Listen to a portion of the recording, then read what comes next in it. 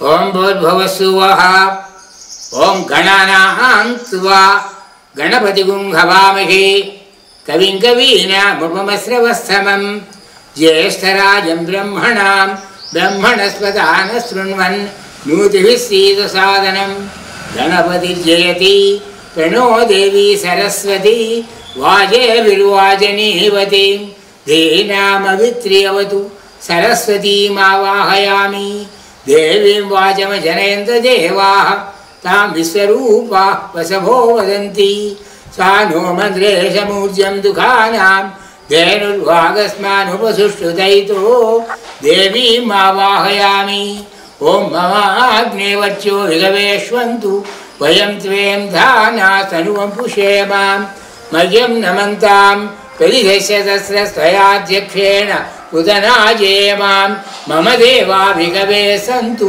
सर्व इन्द्रावन्तो मरुतो विष्णुरग्निः ममान्तरिक्षां मृगोपमस्तु मह्यं वातः पवतां कामे अस्मिन् मयि देवा द्रविणमायजन्तां मय्यासीरस्तु मयि देव ऊतिः दैव्याहोतारां वनिहन्त पूर्वे अरिष्टास्याम तनुवासु वीराः मह्यं यजन्तु मम यानि हव्याकूति सत्या मनसो मे अस्तु येनो मानिगं कथमच्छनाहं विश्वे देवासु अधिवोचतामे देवी षडुर्वी ऋणकुणोत विश्वे देवास इगवीरयध्वं महास्महि प्रजयामातनोभिर्मरधाम दिशते सोमराजन् अग्निर्मन्युं प्रतिनुदन् पुरस्तात् तदब्धो गोपाः परिपाहिनस्वं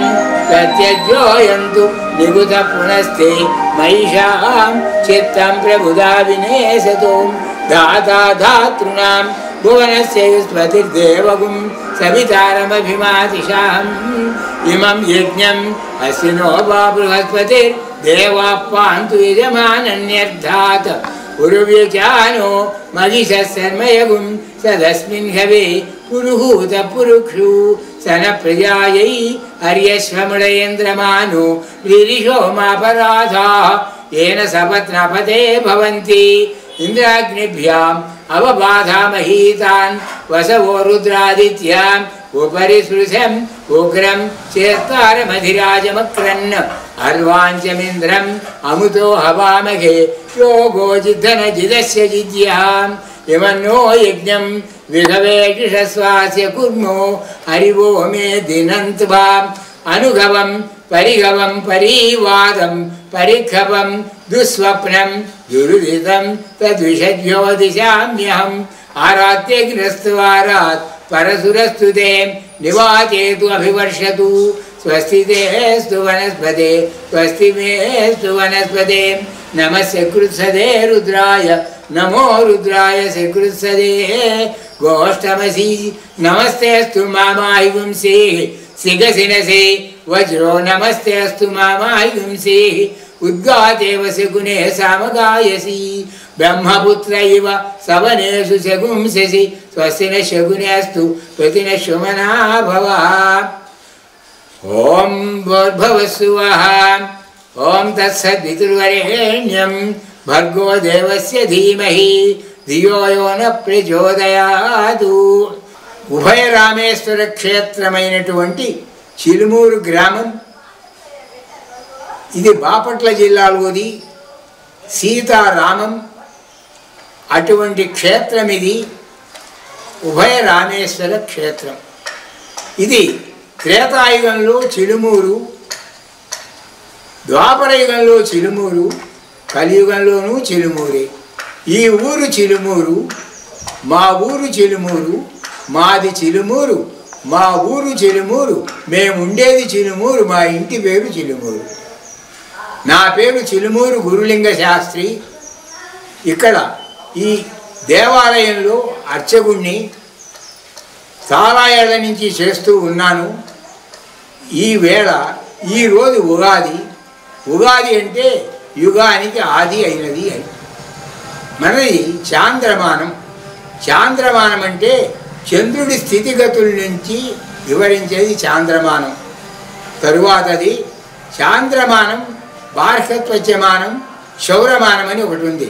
శౌరమానం అనేది తమిళులకు ప్రధానం, బార్హస్పత్యమానం ఉత్తరాది వాళ్ళకి ప్రధానమైనది. బార్హస్పత్యమానం అంటే ఈ ప్రధానంగా ఈ గురుని యొక్క సంచారాన్ని బట్టి సంచరించేది. గురుడు సంచారం చేస్తున్నప్పుడు మేషరాశిలో కనుక ప్రవేశిస్తే ఆయన గంగానది పుష్కరం జరుగుతుంది. అదే వృషభ రాశిలో, రేపు జరగబోయేది వృషభ రాశి, ఈ వృషభ రాశిలో ప్రవేశిస్తే రేవానది పుష్కరం, అంటే ఈ సంవత్సరం రేవానది లేకపోతే నర్మదా నది ఆ పుష్కరం జరుగుతుంది. తరువాతది మిథున రాశిలో ప్రవేశిస్తే సరస్వతీ నది పుష్కరం, కర్కాటక రాశిలో అయితే యమునా నది పుష్కరం, సింహరాశిలో ప్రవేశిస్తే గోదావరి పుష్కరం, కన్యారాశిలో ప్రవేశిస్తే కృష్ణానది పుష్కరం. తరువాత తులారాశిలో అయితే కావేరీ నది పుష్కరం. గురువు వృశ్చిక రాశిలో ప్రవేశిస్తే అప్పుడు భీమనది పుష్కరం. అలాగే ధనుర్ రాశి అయితే పుష్కరవాహిని పుష్కరం, మకర రాశి అయితే తుంగభద్ర పుష్కరం. అలాగే గురువు కుంభరాశిలో కనుక ప్రవేశిస్తే సింధు నది పుష్కరం, గురువు మీనరాశిలో ప్రవేశిస్తే ప్రణీతా నది పుష్కరం. ఇంతవరకు దాకా గంగానది పుష్కరం జరిగింది. రేపు 25 మే నుంచి మనకి వచ్చేది నర్మదా నది పుష్కరం, దాన్నే రేవానది పుష్కరం. ఇది ఉత్తరాది వాళ్ళ యొక్క సాంప్రదాయం. మనకు కూడా పుష్కరాల నిర్ణయం ఉంది. కాబట్టి మన కృష్ణానది పుష్కరం కన్యా రాశిలో ప్రవేశించినప్పుడు మాత్రమే జరుగుతుంది. ఎవరు? బృహస్పతి. బృహస్పతి సంవత్సరానికి ఒక రాశిలో ఉంటూ ఉంటాడు. మేషరాశిలో ఒక సంవత్సరం, వృషభ రాశిలో ఒక సంవత్సరం సుమారుగా. అలాగే రేపు రాబోయేది రేపు మే 25 నుంచి బృహస్పతి వృషభ రాశిలో సంచారం చేస్తాడు. కాబట్టి నర్మదా నది పుష్కరం ఈ సంవత్సరం, రేవానది పుష్కరం. అది బార్హస్పత్యమానం. మనం కూడా అదే లెక్క ప్రకారం జరుగుతూ ఉంటాం. తరువాతది ఇక ఈరోజు ఉగాది అని చెప్పాను. యుగానికి ఉగాది. ఇది మన లెక్క ప్రకారం ప్రభవాది నక్షత్రాల నుంచి కూడా లెక్క పెడితే మనది ఇప్పుడు వచ్చినటువంటి యుగం అంటే ఈ నక్షత్రం అంటే ఈ యొక్క సంవత్సరం క్రోధినామ సంవత్సరం, ప్రభవాది 38వ సంవత్సరం, కలియుగం జరిగి 5125 సంవత్సరాలు జరిగినాయి. మన శాస్త్ర ప్రకారం గణాంకాలు తెలుపుతున్నది ఏమిటంటే 198,58,125,125వ సంవత్సరంలో సృష్ట్యాది గతించిన సంవత్సరాలన్నీ కూడా ఇవి. మొత్తం 198,58,125,125వ సంవత్సరంలో ఉన్నాం. అంతేగాని 2024 అదేం కాదు. మన సృష్ట్యాది గతించిన సంవత్సరాలు ఇన్ని. ఈ రకంగా మనం కలియుగంలో 5125వ సంవత్సరంలో ఉన్నాం. తరువాతది ఈరోజు ఉగాది అని చెప్పాం. మనది సూర్య సిద్ధాంతము, చంద్ర సిద్ధాంతం కూడా. అందుకనే చాంద్రమానేనా అని చెప్పుకుంటాం. సూర్య సిద్ధాంతం తమిళుడికి ప్రధానం. సూర్యుడు నెలకి ఒక గడిలో ఉంటారు. మేషరాశిలో ఒక గడి, అలాగే వృషభ రాశిలో ఒక నెల, అట్లా ఉంటాడన్నమాట. అది సూర్యుని యొక్క చలనం. ఈ రకంగా సూర్య గమనం వాళ్ళు తమిళులు ప్రధానంగా తీసుకుంటారు. మనకు వచ్చేటప్పటికి చాంద్రమానం అనగానే చంద్రుని యొక్క నక్షత్రాన్ని బట్టి, అంటే ఈరోజు నక్షత్రం ఏమిటి? ఈరోజు రేవతి నక్షత్రం. కాబట్టి రేవతి నక్షత్రంలో చంద్రుడు ఉన్నాడు అని అర్థం. సరే, ఇక మన యొక్క పంచాంగ శ్రవణం వలన ఏం ఫలితం ఉంది, ఎందుకు పంచాంగ శ్రవణం చేయాలి, ఎందుకు పఠనం చేయాలి అనేది చెబుతాను. శ్రీ కళ్యాణ గుణావహం రిపుహరం దుస్వప్నదోషాపహం గంగా స్నాన విశేష పుణ్యఫలదం గోదానతుల్యం నృణాం ఆయుర్వృద్ధిదం ఉత్తమం సుధా శుభకరం సంతాన సంపత్ప్రదం నానాకర్మ సుసాధనం సముచితం పంచాంగమాకన్యతాం. దీన్ని బట్టి పంచాంగ ప్రాశస్యం మనకి తెలుస్తోంది. అంటే సకల శుభాలు ఇచ్చేది పంచాంగం, శత్రు నాశనం చేసేది పంచాంగం, దుస్వప్న దోషాలను హరింపజేసేది పంచాంగం, గంగా స్నాన పుణ్య ఫలాన్ని కలిగించేది కూడా పంచాంగమే. అంటే ఏ సంవత్సరం ఏ పుష్కరం జరుగుతోందో కూడా తెలుస్తోంది కదా. ఈ సంవత్సరం రేవా నది పుష్కరం అని చెప్పాం. అలాగే గోదాన ఫలం అనుగ్రహించేది కూడా ఇదే. ఆయురారోగ్యాలను ప్రసాదించేది పంచాంగం. విద్యాబుద్ధులు నేర్పేది పంచాంగం. సత్సంతానాన్ని కలుగజేసేది కూడా పంచాంగమే. సకల దుష్కర్మలను పరిహరింపజేసేది, సత్కర్మలను ఆచరింపజేసేది పంచాంగం. ఇది పంచాంగ ప్రాశస్యమే కాదు, విన్న వాళ్ళకి తరువాత చెప్పిన వాళ్ళకు కూడా ఇటువంటి శుభ ఫలితాలు కలుగుతాయి. అసలు పంచాంగం అంటే 5 తిథి వార నక్షత్ర యోగ కరణములు. దీని ప్రకారం ఎవరైతే సంచరిస్తారో వాళ్ళకి శుభఫలాలే కలుగుతాయి. అందుకని అన్ని శుభఫలాల కోసమని పంచాంగాన్ని మన పెద్దలు నిర్ణయించారు. వాళ్ళ యొక్క యోగ దీక్షతో, విజ్ఞానంతో, తరువాత వాళ్ళు చేసినటువంటి తపోదీక్షతో గ్రహం ఎలా సంచరిస్తోంది, ఆ గ్రహపాటు వలన మనకు కలిగే ఫలితం ఏమిటి, ఇవన్నీ కూడా ఈనాడు కాదు. ఈనాడంటే గృహిణి యంత్రాలు, ఏవో ఖగోళ యంత్రాలు ఎన్నో ఉన్నాయి. ఆనాడు ఈ యంత్రాలు లేని సమయంలోనే మన ప్రాజ్ఞులు ఎప్పుడో నిర్ణయించేశారు గ్రహపాటు. ఇప్పుడు చూసినా కూడా వీళ్ళు చూసినటువంటి దృగ్గణిత ప్రకారం, అంటే ఈ యొక్క లెక్క ప్రకారం, అంటే ఈ యొక్క భూగోళ ఇవన్నీ కూడా పరిమాణాలు, యంత్రాలు, పరికరాలు చూస్తున్నప్పటికీ కూడా అదే గ్రహపాటు వాళ్ళు ఎలాగైతే చెప్పారో మన వాళ్ళు అలాగే సంచరిస్తున్నాయి. కాబట్టి మన వాళ్ళ శాస్త్రజ్ఞానం ఎంతవరకు ఉందో తెలుసునండి. ఎప్పుడు ఈ యొక్క యంత్రాంగం లేనప్పుడే వాళ్ళ యొక్క యోగ దీక్షతో, తరువాత విజ్ఞాన శాస్త్రంతో, తపోదీక్షతో ఎన్నో విజయాలు సాధించారు. అందులో ప్రధానంగా చెబుతున్నానండి, 3000 సంవత్సరాలకి పూర్వం బోధాయన మహర్షి అని ఒక మహర్షి ఉన్నాడు. ఆయన చివరి మహర్షి సాంప్రదాయంలో మనకి వాల్మీకి మహర్షి, వ్యాస మహర్షి, ఇటువంటి మహర్షులందరూ విశ్వామిత్ర, వశిష్ఠ, జామదగ్ని వీళ్ళందరూ మహర్షులే. అందులో చివరి మహర్షి ఎవరంటే బోధాయన మహర్షి. 3000 సంవత్సరాల నాటివాడు. అంటే సుమారుగా శంకరాచార్యులకి 400 ఏళ్ళ పూర్వం వాడు. ఆయన శంకరాచార్య కన్నా కూడా పూర్వం వాడు. ఇక సరే రామానుజాచార్య, మధ్వాచార్యులు వీళ్ళందరూ కూడా, వాళ్ళందరూ కూడా ప్రధానంగా చివరి మహర్షి బోధాయన మహర్షి. మహర్షికి మిగతా వాళ్ళకి తేడా ఏమిటి అనే సమస్య వచ్చింది. మహర్షి అనేది ఆయన బాల్యము, తరువాత గార్హపత్యము, తరువాత వానప్రస్థమని 3 ఆశ్రమాలు ఆచరించేవాడు మహర్షి. అంతేగాని పెళ్ళాం బిడ్డల్ని వదిలిపోయేటటువంటి వాడు మాత్రం కాదు మహర్షి. మీరు గుర్తుపెట్టుకోండి.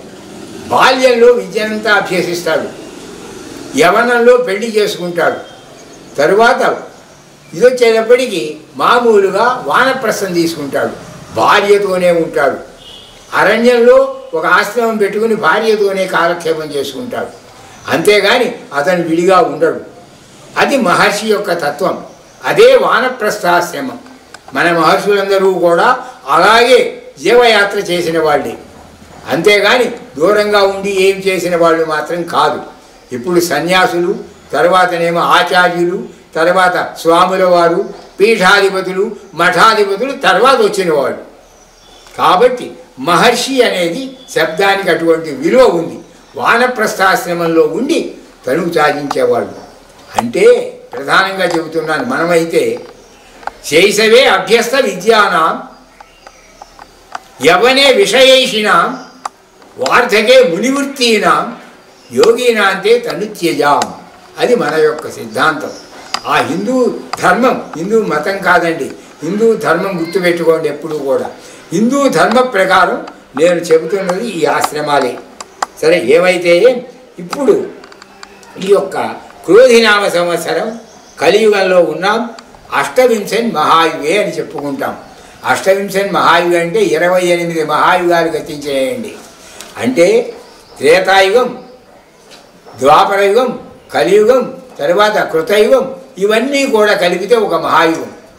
అటువంటి మహాయుగాలు 28వ మహాయుగంలో మనం కలియుగంలో 5125వ సంవత్సరంలో ఉన్నాం. దాన్ని బట్టి మీరు ఆలోచించండి. 28 మహాయుగాలంటే ఇటువంటివి 28 కలియుగం కూడా 27 మహాయుగాలు గతించినాయి. ఇది 28వ మహాయుగం అన్నమాట. అది మన శాస్త్రానికి, మన గణాంకాలకి సరిపోయే విధంగా మన వాళ్ళు మొదటి నుంచి కూడా మన యొక్క దీనిలో మామూలుగా చేసేటటువంటి ప్రధానమైనటువంటి విషయాల్లో ఇవన్నీ కూడా నిబిడీకృతం చేశారు. అది గొప్పతనం. తరువాతది ముందుగా కృతయుగం. కృతయుగంలో ధర్మం ఎన్ని పాదాలు? 4 పాదాలు నడిచిందండి. న్యాయం, తరువాత అర్థం అంటే డబ్బు, తరువాత చుట్టరికం, తరువాత సమకాలీన అంటే సమానత్వం. ఈ 4 కూడా యథావిధిగా జరిగింది కృతయుగంలో, సమపాళ్లలో.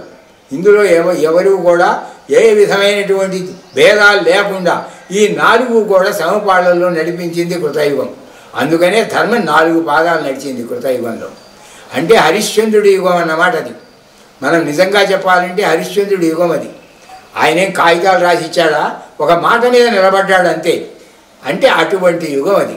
తరువాతది వచ్చిందండి త్రేతాయుగం, అంటే శ్రీరాముడి యుగం అన్నమాట. ఈ త్రేతాయుగంలో మనకి ఇందాక చెప్పాను చూసారా, ధర్మం 4 పాదాలు నడిచిందని. న్యాయం, తర్వాత డబ్బు, తర్వాత చుట్టరికం, ఈ యొక్క సమానత్వం అటువంటిది మాత్రం పోయింది. అనుమానం లేదు. రాముడి సందర్భంలో కొన్ని చాలా హతమైనటువంటి విషయాలు చాలా ఉన్నాయి. అంటే అది సహజంగా జరిగేవేననుకోండి. అయినప్పటికీ కూడా సమానత్వం మాత్రం రాముడి యుగంలో లేదు.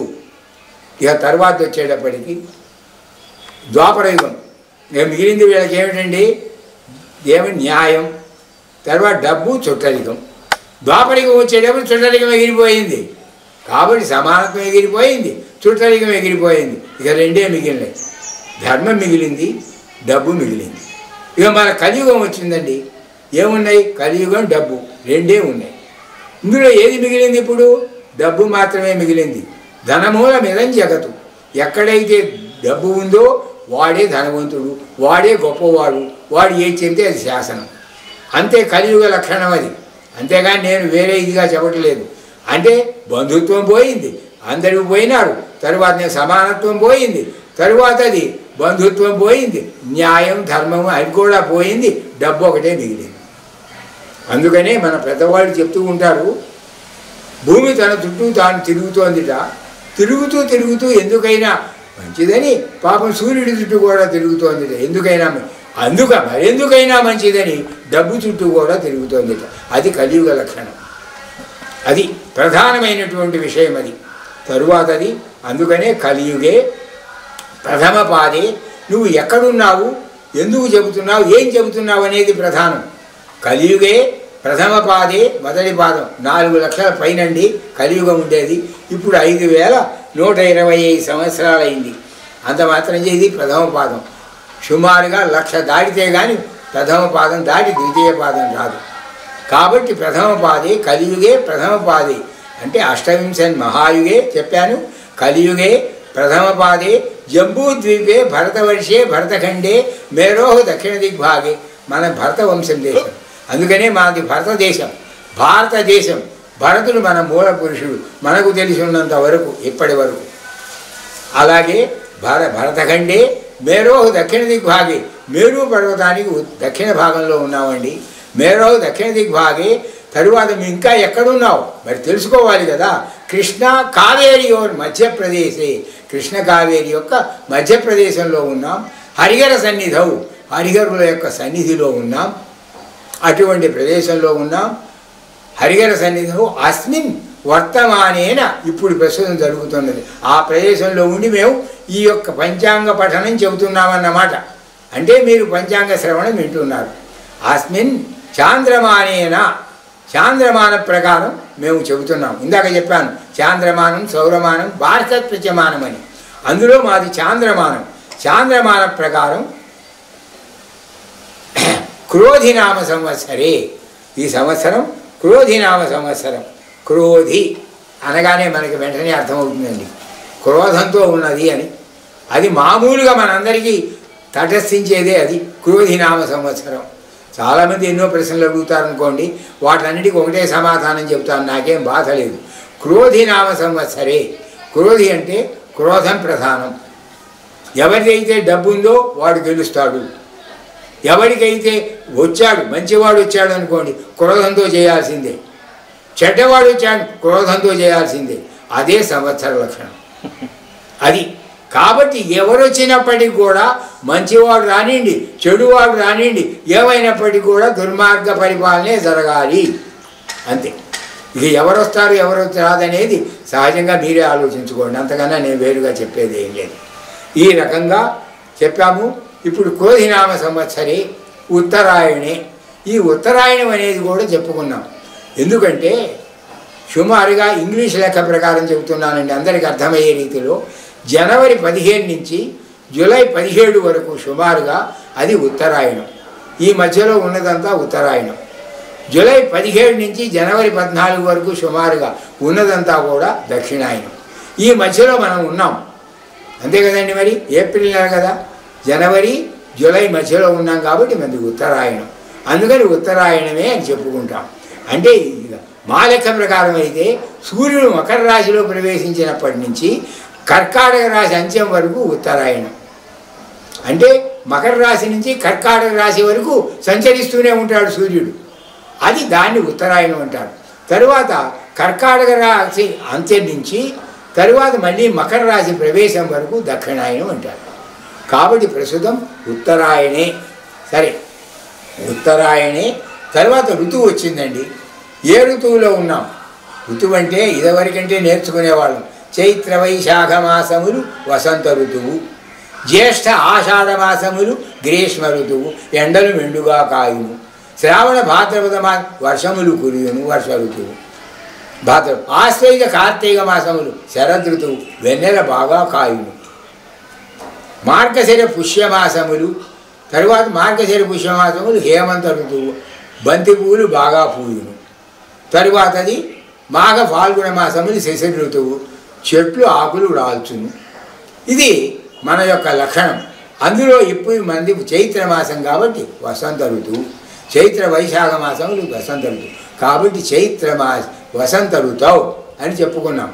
కాబట్టి ఇప్పుడు ఏం చెప్పాం? కలియుగే ప్రథమపాదే జంబూద్వీపే భరతవర్షే భరతఖండే మేరోహు దక్షిణ దిగ్భాగే శ్రీశైలస్య ఈశాన్య ప్రదేశే, శ్రీశైలానికి ఈశాన్యంలో ఉన్నాం, ఈశాన్య ప్రదేశే కృష్ణా కావేరియోర్ మధ్యప్రదేశే హరిహర సన్నిధౌ అస్మిన్ వర్తమాన వ్యవహారిక చాంద్రమానేన శ్రీ క్రోధినామ సంవత్సరే ఉత్తరాయణే వసంత ఋతువు. అంతవరకు వచ్చేసాం. ఇక చైత్రమాసం. చైత్రమాసే ఇదే మొదలు, మన ఉగాదికి మొదలు చైత్రమాసం అంటే వసంత ఋతువు మొదలు. చైత్రమాసంలో అసలు ఈ మాసాలు ఎలా వచ్చినాయండి అంటే, మాకు రెట్టడు ఒకడు ఉన్నాడు, సిద్ధాంతీకరించేటటువంటి వాళ్ళంతా కూడా కూర్చుని ఏవేవో చెబుతూ ఉంటారు. పంచాంగం రాసేవాళ్ళు చాలా రాస్తూ ఉంటారు. అలాగే అప్పట్లో పంచాంగీకరణ చేసేవాళ్ళంతా కూడా ఒక చోట కూర్చుని అంతా చెబుతూ ఉంటే అక్కడ ఉండే జీతగాడు ఒకడు ఉన్నట్టండి, వాడి పేరు రెట్టడు. వాడు వీడికి వీళ్ళకి అంటే ఏ గూటి చిలక ఆ పలుకు పలుకుతుందని ఆ రకంగా వాడికి కూడా శాస్త్రజ్ఞానం వచ్చేసింది. వీళ్ళందరూ తర్జన భర్జన చేస్తున్నట్టు ఒక చోటకు వచ్చేటప్పటికి వాడు చెప్పాడు, ఎందుకంటే మీరు ఇంత తర్జన భర్జన పడతారు, పూర్ణిమలో ఒక సెకండ్ చిత్రం నక్షత్రం ఉండేవి చేయండి, చైత్రమాసం అవుతుంది అంతే పొమ్మన్నాడు. అలాగే పూర్ణిమలో జ్యేష్ఠ నక్షత్రం పెట్టండి, జ్యేష్ఠమాసం అవుతుంది. అలాగే అశ్విని పెట్టండి పూర్ణిమ రోజున, అది ఆశ్వయుజ మాసం అవుతుంది. అలాగే కృత్తిక కార్తీక మాసం, అలా మీరు ఏదైనా పెట్టండి, దీన్ని కాస్త అడ్జస్ట్ చేసుకోండి, దానికోసం ఎందుకంటే ఇంత బాధపడతారన్నాడు. వాడు అటువంటి వాడు సిద్ధాంతం. అలాగే రెట్టడి సిద్ధాంతం కూడా మేము ఫాలో అవుతాం సాధ్యమైనంత వరకు. ఒక్క సిద్ధాంతమే కాదు, ఎన్ని సిద్ధాంతాలండి మనకి. మన సిద్ధాంతాలు చాలా ఉన్నాయి, ఎవరు చెప్పినా కూడా స్వీకరిస్తాం. రెట్టడు తీస్తే స్వీకరించి అవతల పారేస్తామా? రెట్టడు చెప్పింది కూడా సిద్ధాంతమే కాదని ఎవరనగలరు? ఇప్పటికి కూడా అదే సిద్ధాంతం జరుగుతోంది. ఏమైనప్పటికీ కూడా రెట్టడి సిద్ధాంతం ప్రకారం మంది చైత్ర మాసం, చైత్రమాసే, ఇంకా డీప్గా పోతే ఇంకా ఎక్కువ అవుతుంది. అందుకని సుమారుగా చెబుతున్నాను. చైత్రమాసే శుక్లపక్షే, అమావాస్య వెళ్ళిన పాడ్యం నుంచి పూర్ణిమ వరకు శుక్లపక్షం అంటారు. పూర్ణిమ వెళ్ళినటువంటి పాడ్యమి నుంచి అమావాస్య వరకు కృష్ణపక్షం అని పేరు. ఇప్పుడు నిన్ననే అమావాస్య వెళ్ళిపోయింది, ఈరోజు పాడ్యం వచ్చింది కాబట్టి శుక్లపక్షం. చైత్రమాసే శుక్లపక్షే అయిపోయింది. తరువాత ఈరోజు ప్రథమ దివసే, మొదటి రోజు అండి. అందుకనే సంవత్సరాది అన్నాం. ఉగాది అన్నాం. కాబట్టి ప్రథమ దివసే, ఈరోజు ప్రథమ దివసే. ప్రథమ దివసే తరువాత జరగబోయేది వారం పేరు. వారాలు తెలుసు కదా మీకు, 7 వారాల్లో ఇవాళ మంగళవారం. కాబట్టి ప్రథమ దివసే భౌమవాసరే శుభనక్షత్రే శుభయోగే శుభకరణ ఏవం గుణ విశేషణ విశిష్టాయాం శుభతిథౌ యజమానో యజమానస్య మమ. మీరు మీ గోత్రము మీ పేర్లు చెప్పుకోండి. ఎందుకంటే ఈ సంవత్సరం మీరు వినేది మీరు, కాబట్టి వినేవాళ్ళ గోత్రం పేరు చెప్పుకోవాలి. నేను పఠనం కాబట్టి నా గోత్రం కాశ్యపద గోత్రోద్భవస్య గురులింగ శాస్త్రి శర్మ నామధేయస్య ధర్మపత్ని సమేతస్య సహ కుటుంబస్య క్షేమ స్థైర్య ధైర్య విజయ అభయ ఆయు ఆరోగ్య ఐశ్వర్య సిద్ధ్యర్థం ఆదిత్యాది నవానాం గ్రహాణం మధ్యే ఏ ఏ గ్రహాः అరిష్టస్థానేషు స్థితాः తైస్తైః సంసూచిత సంసూచ్యమాన సంసూచిష్యమాన సర్వారిష్ట పరిహారార్థం వాహనేషు ప్రయాణేషు సకల లాభార్థ సిద్ధ్యర్థం సర్వ కళ్యాణ సమృద్ధ్యర్థం సకల విద్యాభివృద్ధ్యర్థం వ్యవసాయాభివృద్ధ్యర్థం వాణిజ్యాభివృద్ధ్యర్థం పుత్ర పౌత్ర ప్రపౌత్రాభివృద్ధ్యర్థం రాజద్వారే రాజముఖే సర్వదా దిగ్విజయ ప్రాప్త్యర్థం సర్వ ఐశ్వర్య సిద్ధ్యర్థం పంచాంగ పఠనం కరిష్యే అని నేను చెబుతున్నాను. పంచాంగ శ్రవణం కరిష్యే అని మీరు అనుకోండి. ఈ రకంగా పంచాంగ ప్రారంభంలోనే మనం సంకల్పం చెప్పుకుని పంచాంగం యొక్క ప్రాశస్త్యం తెలుసుకున్నాం. పంచాంగ శ్రవణం చేయబోతున్నాం. ఈ సంవత్సర ఫలితం అంతా కూడా సూక్ష్మంగా చెప్పడంలో పంచాంగ శ్రవణం ఒకటి చెబుతున్నాను. ఈ పంచాంగము తరువాతనేమో చక్రాలు ఇవన్నీ కూడా ఇప్పటివి కాదండి. ధర్మరాజు చక్రం ఉంది, జాతక చక్రం, శ్రీరాముడి చక్రం ఉంది, కృష్ణ చక్రం ఉంది. ఎప్పుడు ఎవరు ఉద్భవించారో వాళ్ళందరి చక్రాలు కూడా వేసి ఉన్నాయండి. ఎప్పుడు వేశారు? ఇప్పటిది అది ఎప్పటివో. అటువంటి శాస్త్రజ్ఞానం ఉన్నటువంటి మనల్ని అందరూ తీసుకొచ్చేసి ఆ ఫారినర్స్ వచ్చారు. అబ్బాయి మీరు పచ్చిమాంసం తింటారంటే నిజమే కావాలి, మా వాళ్ళు పంచమాంసం తిన్నారు కావాలి. అటువంటి వాళ్ళు ఇటువంటి శాస్త్రజ్ఞానం కలిగినటువంటి దేశంలో పచ్చిమాంసం తిన్నారంటే మేము అలాగే అనుకుని ఓహో ఇది కావాలి ప్యాంట్ వేసుకుంటే మేము శుభ్రంగా ఆచారం నవనాగరికత అని అనుకుంటున్నాము ఇప్పుడు. అంతేగాని యథార్థంగా నాగరికత కలిగింది ఆ దేశం. ఆర్య నాగరికత మన దేశంలో పుట్టింది. అటువంటి నాగరికత కలిగినటువంటి దేశంలో ఏమీ లేనటువంటి శుద్ధ మూఢులుగా చిత్రించి మన యొక్క శాస్త్ర జ్ఞానం అంతా కూడా నాశనం చేసి వీళ్ళు చేసినటువంటి శిక్ష ఇది. మనకి యథార్థంగా ప్రచురించింది మనం అనుకునేది. నేను చరిత్ర చదివేటప్పుడు పశ్చిమాంసం తింటామని నిజమే కావాల్సి అనుకున్నాం. మన వాళ్ళు ఇంత దౌర్భాగ్యులు అనుకునేవాళ్ళం. గోజీబెట్టుకు తిరిగేవాళ్ళని.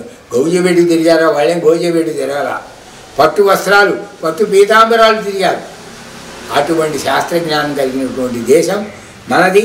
అటువంటి జ్ఞానం ఎప్పుడు ఇదివరకు ఏ విధమైనటువంటి భూగోళంలో ఖగోళ శాస్త్రంలో అన్ని విధాలా కూడా చేసిన వాళ్ళే మన వాళ్ళు. కానీ మన వాళ్ళు ఒక గొప్పతనం ఏమిటంటే అంతా ఒరి చేతిలో పెట్టారు, కానీ మనం దాన్ని ఆస్వాదించడమే మన యొక్క లక్షణం.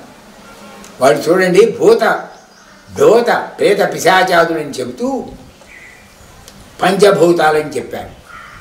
ఆకాశాద్ వాయో అగ్ని అగ్ని ఆప అద్భ్య పృథివ్యా ఓషధయ ఓషధీభ్యో అన్నాత్ పురుష. నీకు అసలు అన్నం అనేది ఎలా వచ్చింది, ఎలా సంపాదించావు అనే చెప్పడం కోసమని ఈ శ్లోకం. ఆకాశస్య అధిపో విష్ణు అగ్నిశైవ మహేశ్వరీ వాయో సూర్య క్షితే ఈశ జీవనస్య గణాధిపం పంచధావ స్థితం బ్రహ్మ పంచాయతనా నమో నమః. వీళ్ళే పంచాయతనం, వీళ్ళ వలనే మనకి జీవనం కలుగుతోంది అని కూడా భూతాల మీద మనం ప్రయోగించాం. గ్రహపాటు ఎలా ఉంటుందో కూడా చెబుతున్నాం. ఈ గ్రహాలు ఈ భూతాల మీద ఎలా సంచరిస్తాయో చెబుతున్నాం. అదే పంచాంగం. ఈ గ్రహపాటు ఈ సంవత్సరం గ్రహపాటు ఎలా ఉంది, ఎవరికి ఎలా జరుగుతుంది, ఏ దేశానికి ఏం జరుగుతుంది, ఏ దేశంలో ఏ ఏ విచిత్రాలు జరుగుతాయి అవన్నీ చెప్పేదే పంచాంగం. అంటే మా మీద మన మీద, మీ మీద, ఎవరి మీద, ప్రపంచం మీద, దేశం మీద, మొత్తం అందరి మీద కూడా శుభాశుభాలని చెప్పేది మాత్రమే పంచాంగం. అది యథార్థమైనటువంటి విషయం. సరే, ఇక క్రోధినామ సంవత్సరం చెప్పాము. తరువాత వచ్చేటప్పటికి ఇక మనం అన్ని యుగాలు కూడా గతించిన యుగాలు. కృతయుగం 17,28,000 సంవత్సరాలు, త్రేతాయుగం 12,96,000 సంవత్సరాలు, ద్వాపరయుగం 8,64,000 సంవత్సరాలు, కలియుగం 4,32,000 సంవత్సరాలు. ఇప్పటికీ సుమారుగా మన యొక్క క్రోధినామ సంవత్సరం వచ్చేటప్పటికి 5,125వ సంవత్సరంలో ఉన్నాం కలియుగంలో. కుజదోషాలు ఉన్నవాళ్ళు కుజుడిని ఆరాధిస్తారు సహజంగా. అటువంటి కుజుడు మనకి రాదు. ఎందుకని రాజైనాడు? మంగళవారం వచ్చింది కాబట్టి. సంవత్సరాది మంగళవారం వస్తే కుజుడు అంటే కుజుడు రాజు అవుతాడు. అదే బుధవారం వచ్చింది రాజు బుధుడు అవుతాడు. ఆదివారం వస్తే రవి బుధుడు రాజు అవుతాడు. ఈ రకంగా రాజ నిర్ణయం జరిగింది మన వాళ్ళు. ఇది ఎవళ్ళు కూడా చేసిందేం కాదు, మన శాస్త్రజ్ఞానం ప్రకారమే జరుగుతోంది. కాబట్టి కుజుడు ఈ సంవత్సరానికి రాదు, సంవత్సరం మొత్తానికి రాదు కుజుడు. కుజుడు విషయం మనకి తెలిసిందే. మహా దుర్మార్గుడు. ఈ సంవత్సరం దుర్మార్గుల్లో రాజు ఒకడు. రాజు దుర్మార్గ పరిపాలన చేయవలసిందే. తరువాత మంత్రి. ఇక మంత్రి ఎవరు? కాబట్టి కుజుడు పాపుడని తెలుసుకున్నాం, రాజు పాపిగానే ఉంటాడు. ఎవరు వచ్చినా, మంచివాడు వచ్చినా కూడా దుర్మార్గ పనులు చేయాల్సిందే. అది మాత్రం ప్రధానం. మంచివాడు వచ్చినా దుర్మార్గ పనులు చేయాల్సిందే, చెడువాడు వస్తేనే అది. కాబట్టి పరిపాలన అనేది దుర్మార్గ పరిపాలనే జరుగుతుంది. అది ఖాయం. రాజు కుజుడు అవ్వడం వల్ల. ఇక మంత్రి ఎవరు? మంత్రి అనేది ఏ రకంగా వస్తుందంటే, నెలకు ఒకసారి రవి ఒక్కొక్క రాశిలో ప్రవేశిస్తూ ఉంటాడండి. మేషరాశిలో ఎప్పుడైతే ప్రవేశిస్తాడో, ఏ వారమైతే ప్రవేశిస్తాడో వాడు మంత్రి. ఈ సంవత్సరం మామూలుగా మేషరాశిలో శనివారం నాడు ప్రవేశించాడండి. కాబట్టి శని మంత్రి. మనకి మంచివాళ్ళు దొరికారు. రాజేమో కుజుడు, మంత్రి ఏమో శని. చాలా మందంగా నడుస్తూ ఉంటుంది ప్రతిదీ పని కూడా. ఏ పని కూడా సాఫీగా నడిచే యోగ్యత లేదు. ఒకటే లెక్క. అన్నీ కూడా చాలా తొందరపాటు లేకుండా చాలా మందంగా నడుస్తాయి. అది ప్రతి విషయం. విద్యుత్ సంబంధ మారణాయుధాలు ప్రజలకి భయాందోళన కలిగిస్తాయి. అవన్నీ కూడా. తర్వాత కొంతమంది కొన్ని నిర్ణయాలు, ప్రభుత్వం చేసినటువంటి నిర్ణయాలు కొంతమందికి ఏమో అనుకూలంగా ఉన్నా కొందరికి మాత్రం వ్యతిరేకంగానే ఉంటాయి. ఈ రకంగా కొందరు నష్టపోతారు, కొందరేమో లాభం పొందుతారు. వాళ్ళు చేసే సైన్యంలో తీవ్రమైన మార్పులు వస్తాయి. ఇంకో ప్రధానమైన విషయం ఏంటంటే, స్త్రీలు కూడా కొందరు సైన్యంలో చేరే ఆధిక్యత ఉంది. అది కాబట్టి మంత్రి అనేది ఎవరు? ఈయన శనివారం వచ్చాడు కాబట్టి. ఎవరు? సూర్యుడు శనివారం మేషరాశిలోకి ప్రవేశించాడు కాబట్టి శని మన మంత్రి అయినాడు. రాజేమో కుజుడు పాపి, మంత్రి శని, ఈయన పాపి. ఇక తరువాత వాడు సర్వసైన్యాధ్యక్ష పదవండిగా సైన్యాధ్యక్ష పదవి. సింహరాశిలో సూర్యుడు ఏ రోజైతే ప్రవేశిస్తాడో అతడు సైన్యాధ్యక్షుడు, సర్వసైన్యాధ్యక్షుడు అన్నమాట. అంటే ఈ సంవత్సరం ఆయన శనివారం నాడే ప్రవేశించాడు చూడండి. కాబట్టి సర్వసైన్యాధ్యక్షుడు కూడా శని. ఇప్పుడు రాజేమో శని, రాజకుజుడు, మంత్రి శని, సర్వసైన్యాధ్యక్షుడు కూడా శని. సర్వసైన్యాధ్యక్ష పదవి అంటే సామాన్యమైన పదవి కాదు. మీరు ఒకటే వేసుకోండి. ఎప్పుడైనా సరే యుద్ధం వచ్చినదంటే ఎవళ్ళు మాట్లాడడానికి వీల్లేదు. ప్రధానమంత్రి కాదు, ఎవరైనా సరే, రాజైనా సరే మాట్లాడటానికి వీల్లేదు. సర్వ హక్కులు ఎవరివి? సర్వసైన్యాధ్యక్షుడివి. అంతే. ఇప్పుడు మామూలుగా పాండవ కౌరవ యుద్ధం జరిగిందనుకోండి. కౌరవుల పక్కన ఎవరిని ఎన్నిక చేశారు? భీష్మాచార్యుల వారిని ఎన్నిక చేశాడు సర్వసైన్యాధ్యక్షుడిగా. అప్పుడు దుర్యోధనుడికి ఏమైనా పవర్స్ ఉన్నాయా? లేవు. సర్వసైన్యాధ్యక్ష పదవి ఈయనది. ఎవరిది? భీష్మాచార్యుడు. ఆయనంత చెప్తే అంత. 11 రోజులండి. ఇటు చావలేదు, అటు చావలేదు, ఇటు నలగలేదు, అటు లేదు, ఒక్క పురుగు చావలేదు. అదే యుద్ధం అండి. అప్పుడు దుర్యోధనుడికి కోపం వస్తుంది. ఏం చేయగలడు? దుర్యోధనుడు రాజై ఉన్నా కూడా సర్వసైన్యాధ్యక్ష పదవికి లోకువే. ఆయన కాళ్ళ మీద పడతాడు. ఏమిటి తాత ఇలా చేశావేమిటి? 11 రోజులు అంటే ఇదే నా యుద్ధం అంటే? అసలు యుద్ధం అంటే అటో పురుగు చావలా, ఇటు పురుగు, ఇంకేం ఇదే యుద్ధం అయ్యా స్వామి, నమస్కారం, నేనేం చేసేది, నేను అసమర్థుడని దుర్యోధనుడు. అప్పుడు ఆ రోజు మాత్రమే భీష్మాచార్యులు విజృంభిస్తాడు. గుర్తుపెట్టుకోండి, సర్వసైన్యాధ్యక్ష పదవి. అలాగే ఇటుపక్క తీసుకోండి, పాండవుల పక్క తీసుకోండి. పాండవుల పక్క తీసుకునేటప్పుడు సర్వసైన్యాధ్యక్ష పదవికి ముందు కృష్ణుడు తయారవుతాడు ముందు. ఎందుకంటే ఆ తర్వాత ఏం యాక్షన్ తీసుకునేందుకు వీల్లేదు ఎవరు కూడా. సర్వసైన్యాధ్యక్షుడిని ఎన్నిక చేయబోతున్నారు. ఇప్పుడు ఆగమన్నాడు. ధర్మరాజు, అర్జునుడు, భీముడు, తర్వాత నకులుడు, సహదేవుడు, తర్వాత వీళ్ళంతా ఘటోద్గజుడు, వీళ్ళందరినీ వరుసగా కూర్చోబెట్టాడు. నాయన, మీ శక్తి ఎంత, మీరెంత, మీరేం చేయగలరు యుద్ధంలో, ఎంత మాత్రం చేయగలరు అంటే వాళ్ళ శక్తి సామర్థ్యాలని చెప్పుకుంటూ వచ్చారు. నీ దయ ఉంటే నేను ఏనుగు మీద ఎక్కానంటే కొద్ది రోజులు పడుతుంది నాకన్నాడు ధర్మరాజు. అలాగే అర్జునుడు కూడా నీ దయ ఉంటే ఇది గాంధీవం పెట్టానంటే కొన్ని రోజులు. భీముడు అంతే. తర్వాత నకులుడు, ఆయన కూడా. ఇక సహదేవుడికి భూత భవిష్యత్ వర్తమానాలు తెలుసునండి ఆయనకి అన్నీ తెలుసు మొత్తం. కారణం ఏమిటంటే తండ్రి ఇచ్చినటువంటి ప్రతిభది, కానీ చెప్పకూడదు. ఎవరు ఎప్పుడు ఎక్కడ చచ్చిపోయేదానికి తెలుసు. అటువంటి వాడు సహదేవుడు, తండ్రి ఇచ్చిన వరం అన్నమాట అది. అటువంటిప్పుడు ఆయన ఏం చేశాడంటే చివరికి ఘటోద్గజుడిని అడిగాడు. ఏముందయ్యా, 6 రాత్రులు నాకు శాంక్షన్ ఇవ్వండి, 3 రాత్రులు అయినా చాలు, 6 ఎక్కర్లేదు, మొత్తం స్మాష్ చేసేస్తా అన్నాడు. రాత్రులు 3 రాత్రుల్లో చాలట ఆయన. అటువంటి వాడు పనికి వస్తాడండి. ఆయన కొడుకున్నాడు, కాల కటగ్గజుడు అని ఒకడు ఉన్నాడు. వాడంతా 8 ఏళ్ళ బొడ్డాడు వాడు. ఎరా నాయన నువ్వేమిటి అన్నాడు. నేనేమిటి, నేను తలుచుకున్నా అంటే అక్కడ చచ్చిపోయి ఉంటాడు అన్నాడు. వాడు అటువంటి శక్తివంతుడు. మొట్టమొదటి వాడి తలకాయ తీసేశాడు కృష్ణుడు. ఎవరు? కాల కటంకటుడు. అందరూ 8 విజృంభించారు. ఇంకా అబ్బాయి సర్వసైన్యాధ్యక్ష పదవి జరగలేదు కాబట్టి నేను ఒకటే చెబుతున్నాను, వాడు బుడ్డడు, వాడు ఎవరిని తలుచుకుంటాడో తెలియదు. కోపం వస్తే నిన్ను తలుచుకోవచ్చు. మీ 5గురిని రక్షించే బాధ్యత నాదని పెట్టుకున్నాను, కానీ వీడు కనుకుంటే మాత్రం నేను చేయలేదు. కాబట్టి నన్ను రక్షించమన్నాడు. అంటే కాబట్టి ఆ తర్వాత సర్వసైన్యాధ్యక్ష పదవిగా దుష్టజ్యుమ్నుని ఎన్నిక చేసుకున్నారనుకోండి. ఈ రకంగా సర్వసైన్యాధ్యక్ష పదవికి ముందు మాత్రమే నీవు ఏమి నిర్ణయం చేసుకున్నా చేసుకోవాలి. సర్వసైన్యాధ్యక్ష పదవి వచ్చిందంటే మాత్రం సర్వసైన్యాధ్యక్ష పదవి పవర్స్ ఎక్కువ.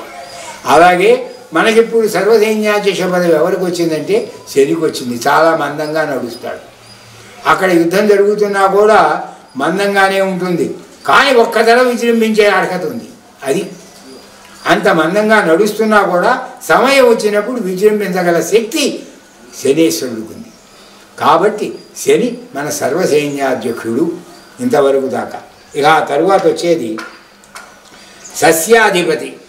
ఇంతవరకు దాకా ఎవరు మంచివాళ్ళు రాలేదండి. రాజు గురువు, రాజేమో కుజుడు, తర్వాత మంత్రి ఏమో శని, తర్వాత సర్వసైన్యాధ్యక్షుడు కూడా శనేశ్వరుడే అయినాడు. ఇక ఆ తరువాత సస్యాధిపతి. సస్యాధిపతి అంటే కర్కాటక రాశిలో ఎప్పుడైతే సూర్యుడు ప్రవేశిస్తాడో ఆ రోజు ఆయన అధిపతి. మంగళవారం నాడు ప్రవేశించాడు కాబట్టి కుజుడే. సస్యాధిపతి కుజుడు. చూడండి ఎంతమందికి, ఎంత పాపులకి ఎటువంటి అర్హత కలిగిందో చూడండి ఈ సంవత్సరం. పాపులదే అర్హత, మీరు గుర్తుపెట్టుకోండి, ఒకటే లెక్క వేసుకోండి. కాబట్టి సస్యాధిపతి కుజ. ఆ కుజుడి వలన ఏమిటంటే ఎర్రటి ధాన్యం అంతా కూడా బాగా పండుతుంది. తర్వాత కందులు, శనగలు, మిర్చి మొదలైనవన్నీ కూడా పండుతాయి. కలప యంత్రాంగాలు కొన్ని ధరలు స్వల్పంగా తగ్గినా కూడా ధరలు మాత్రం పెరుగుతూనే ఉంటాయి. పశువుల ధరలు అధికంగా ఉంటాయి. ఇది ఆయన యొక్క సస్యాధిపతి కుజుని వలన ఫలితం. ఆ తరువాత ధాన్యాధిపతి. ఈయనొక్కడు మంచివాడు వచ్చాడండి, చంద్రుడు. ఇంతవరకు దాకా మంచివాళ్ళు ఎవరు లేరు. ధాన్యాధిపతి చంద్రుడు అయినాడు. అంటే ధనుర్రాశిలో సూర్యుడు సోమవారం నాడు ప్రవేశించాడు కాబట్టి చంద్రుడు అయినాడు. కాబట్టి ధాన్యాధిపతి చంద్రుడు. ఈ ధాన్యాధిపతి చంద్రుడు అవ్వడం వలన చాలా ఆరోగ్యదాయకంగా ఉంటుంది. అందరూ కూడా సుఖ సంతోషాలతో ఉంటారు. కానీ ఆ 20 ఏళ్ళు ఆ 30 ఏళ్ల మధ్యలో ఉన్నవాళ్ళు మాత్రం చాలా జాగ్రత్తగా ఉండాలి. కారణం ఏమిటంటే వాళ్ళకి మానసిక రోగాలు ఎక్కువ అవుతాయి. మంచి యవ్వనంలో ఉన్న వాళ్ళకి మానసిక రోగాలు తప్పవు. అటువంటి స్థితి అన్నమాట ఈయన స్థితి, చంద్రుడు చేయగలిగినటువంటి స్థితి. ఏమైనప్పటికీ కూడా తర్వాత క్రమక్రమంగా నూలు పరిశ్రమ బాగా అభివృద్ధిలోకి వస్తుంది. వాళ్ళు మాత్రం చాలా జాగ్రత్తగా ఉండాల్సిన పని. ఎందుకంటే మానసిక రోగాలు వాళ్ళకే వస్తాయండి. ఎక్కువగా 20 మధ్య 30 మధ్యలో ఉన్న వాళ్ళకే వస్తాయి మానసిక రోగాలన్నీ కూడా. కారణం ఏమిటంటే ప్రస్తుత పరిస్థితులు అవి, ప్రస్తుతం తినే తిండి అది, ప్రస్తుత సైట్ అది, ఇంకో రకంగా చెప్పాలండి. ఆ తరువాతది ఇక అర్ఘ్యాధిపతి. అర్ఘ్యాధిపతి అంటే మిథున రాశిలో సూర్యుడు ఏ రోజైతే ప్రవేశిస్తాడో అది అతను అర్ఘ్యాధిపతి అవుతాడు. ఇది మన మిథున రాశిలో సూర్యుడు శనివారం నాడే ప్రవేశించాడు. చూడండి మనకి ఎటువంటి మహామహులు కొట్టారో. శనిదే ఆధ్యాధిపతి. 9 ఆధిపత్యాల్లో ఎవరికి ఎన్ని వెళ్ళినాయో చూడండి. ఇంతవరకు చంద్రుడికి ఒక్కడికే మంచి ఆధిపత్యం దొరికింది, మిగతా వాళ్ళంతా శని. తర్వాత శని ఆధిపత్యం అర్ఘ్యాధిపతి. అర్ఘ్యాధిపతి అవ్వడం వలన ఆస్తి నష్టాలు జరుగుతాయి, అగ్ని ప్రమాదాలు జరుగుతాయి. నిమ్న జాతుల వారు అభివృద్ధి పదంలో ఉంటారు, గుర్తుపెట్టుకోండి. అది సహజంగా. అంతేగాని బడుగు వర్గాలన్నీ కూడా ఇంతే, వాళ్ళు పైకి వచ్చే అర్హత ఉంది. తర్వాత అగ్ని ప్రమాదాలు జరుగుతాయి. మార్కెట్, షేర్ మార్కెట్ మాత్రం చాలా బాగుంటుంది. అది మాత్రం అర్ఘ్యాధిపతి శని వలన. ఇప్పటికీ శనికి 3 ఆధిపత్యాలు వచ్చినాయండి. కుజుడికి 2 ఆధిపత్యాలు, ఒక చంద్రుడికి 1 ఆధిపత్యం. చూడండి, శనికి ఆధిపత్యమా పాపికి, తర్వాత కుజుడికి ఆధిపత్యమా ఈ సంవత్సరం, క్రోధినామ సంవత్సరమా, ఎలా ఉంటుందో మీరే ఆలోచించండి. తరువాత అది మేఘాధిపతి. మేఘాధిపతి ఎవరరా అంటే ఆరుద్ర నక్షత్రం అనేది ఒక నక్షత్రం ఉంది. ఆ నక్షత్రంలో సూర్యుడు ఎప్పుడైతే ప్రవేశిస్తాడో, అంటే ఏ రోజునైతే ప్రవేశిస్తాడో అతడు దానికి అధిపతి, ఆ మేఘాధిపతి. కాబట్టి మేఘాధిపతి శనివారం, అంటే శనివారం నాడే ఎంటర్ అయినాడు కాబట్టి శనికే అధిపతి. చూడండి ఎటువంటి వాళ్ళు వస్తున్నారు. శని మేఘాధిపతి శని. దానివల్ల ఏమిటండి అంటే వర్షాలు కురవండి, మేఘాలు మాత్రం దిట్టంగా పడతాయి, ఏదో విజృంభించినట్లు. కానీ వర్షాలు చాలా తక్కువ పడతాయి. అది ఈ సంవత్సర లక్షణం. ఎందుకంటే శని అయినాడు కాబట్టి. మళ్ళీ నదులు పొంగుతాయి, ఇవన్నీ మామూలే, వర్షాలు పడటం. కానీ ఏమిటంటే మేఘ ఆడంబరాలు ఎక్కువగా ఉంటాయి అన్నిటికన్నా కూడా. తర్వాత పిడుగులు పట్టడం ఎక్కువ పడతాయి. అది ఈ లక్షణం. మనకి రావాల్సినటువంటి పంట చేతికి అందదు. అటువంటి లక్షణాలు కలిగినటువంటి వాడు శని అర్ఘ్యాధిపతి. ఇక తరువాతది రసాధిపతి అండి. ఈ రసాధిపతి గురుడు. ఈయన మంచివాడు. ఈయనకు ఒక ఆధిపత్యం, అంటే చంద్రుడికి ఒక ఆధిపత్యం బాగానే వచ్చింది. ఈ రసాధిపతి కూడా చిన్న చిన్న పోస్టులు అండి ఇవి, అందుకని వచ్చినా కూడా ప్రయోజనం ఉండదు. దీనివల్ల యజ్ఞయాగాదులు బాగా జరుగుతాయి. ఏం చేస్తాడు? అంతకన్నా ఏం చేయలేడు. వీళ్ళు చేసేది యజ్ఞయాగాదులు చేసుకుంటూ కూర్చుంటారు అంతే. వీళ్ళకి అంతకన్నా ఏం చేత కాదు, ఇంకో రకంగా చెప్పాలంటే. ఆ గురుడు ఎప్పుడైతే రసాధిపతి అయినాడో అతని వలన కొన్ని దేవతాభివృద్ధి జరుగుతుంది, జరగకుండా ఉండదు. ఎందుకంటే ఇంత ఇది ఉన్నప్పుడు తప్పకుండా యజ్ఞయాగాదులు జరగాలండి. ఇంతమంది క్రూరులు ఆరంభించారు. తరువాత అది చెరకు పంట మాత్రం బాగా పండుతుంది. బెల్లం పంచదారకి మంచి ధరలు కూడా పెరుగుతాయి, మిరియాలకు కూడా ధర పెరుగుతుంది. కాబట్టి అది రసాధిపతి గురుని వలన ఆధిక్యం, దేవతా పూజలు ఎక్కువగా జరుగుతాయి. ఇంతవరకు మాత్రం కోర్టు తీర్పులు మాత్రం ఒక వర్గానికి మాత్రమే లాభిస్తుంది, మరొక వర్గానికి లాభించదు. ఆ రకంగా ఉంటాయి, వివాదాస్పదం అవుతాయి. అది రసాధిపతి గురుడు అయినందువల్ల లాభాలు. ఇక ఆ తర్వాత నీరసాధిపతి, ఇక 9వది అన్నమాట. ఇంతవరకు దాకా కుజుడే. ఈయన కూడా నీరసాధిపతి కుజుడే. అంటే చూడండి, మకర రాశిలో సూర్యుడు మంగళవారం నాడే ప్రవేశించాడు. మన కర్మది అంతే. ఈ సంవత్సరం ఉన్నటువంటి ఆధిక్యత అది. కాబట్టి ఇప్పటికీ ఈ 9 నవనాయకుల్లో ప్రధానమైనటువంటి నవనాయకులు అనుకోండి, 2 మాత్రమే మంచి వాళ్ళకి దొరికినాయి. ఒకటి చంద్రుడికి, ఒకటి గురుడికి, అంతే 2. మిగతా వాళ్ళంతా కూడా పంచుకున్నారండి. 3 శని, 4 కుజుడు. సర్వసైన్యాధీశ పదవి దగ్గర నుంచి శని. ఇక చూసుకోండి, ఇది ఈ సంవత్సర లక్షణం. కాబట్టి దీన్ని బట్టి మీరు ఆలోచించుకోవచ్చు ఏది ఎలా జరుగుతుందో ఏమిటో మనకు తెలుస్తూనే ఉంటుంది. ఎందుకంటే ఆధిపత్యం పాపుల చేతుల్లోకి వెళ్ళిపోయింది అంతే, ఇంకా అంతకన్నా చెప్పవలసిన పని లేదు. వాళ్ళు మంచివాళ్ళైనా కూడా చెడు చేయక తప్పదు, అది వచ్చిన ఇబ్బంది. మంచివాళ్ళు బోనెక్కినా కూడా రాజరికం వచ్చినా కూడా చెడు చేయాల్సిందే, అంతే, మంచి చేయరు వాళ్ళు. వాళ్ళ పరిస్థితి అది, ఆ అట్మాస్ఫియర్ అలా తయారైందన్నమాట. ఈ యొక్క తరువాతది ఇక సరుకుల విషయం వచ్చేటప్పటికీ అన్నీ ఉచ్చస్థాయిలోనే ఉంటాయండి. ఈ వర్తకులు మాత్రం జాగ్రత్తగా ఉండాలి, ఎందుకంటే ఆ సరుకుల్ని బట్టి వాళ్ళు చూసుకుంటూ ఉండాలి. అంతేగాని మేము చెప్పింది ఈరోజు బాగుంటుంది ఈరోజు బాగుంటుంది అన్నీ కూడా తేజీలోనే ఉంటాయి, అన్ని వ్యవహారాలు ఎక్కువ స్థాయిలోనే ఉంటాయి, పర్వాలేదు. కానీ ఎప్పుడు దేన్ని వినియోగించుకోవాలి అని సూచించుకునేది వాళ్ళ అదృష్ట దురాదృష్టాలు. అంతేగాని ఇదమిద్దమని వర్తకుల విషయంలో మేము చెప్పవలసిన పని లేదు. చెబుతూనే ఉంటాం, ఇది బలాన్ని బాగుంటుంది, బలాన్ని ధర బాగుంటుంది అని చెబుతూనే ఉంటాం. ధర మాత్రం ఎప్పుడు ఎక్కువగానే ఉంటుంది, గుర్తుపెట్టుకోండి. ఎప్పుడు అమ్మాలి, ఎప్పుడు కొనాలి, ఆ విషయంలోనే తెలివితేటలు ఉపయోగించాలి. అది వర్తకుల యొక్క బాధ్యత. అంతకన్నా నేను ఇంకా ఎక్కువ చెప్పలేను వర్తకుల విషయంలో. అది ఇక తరువాతది మూఢమి అనేది ఉంటుంది ఒకటి.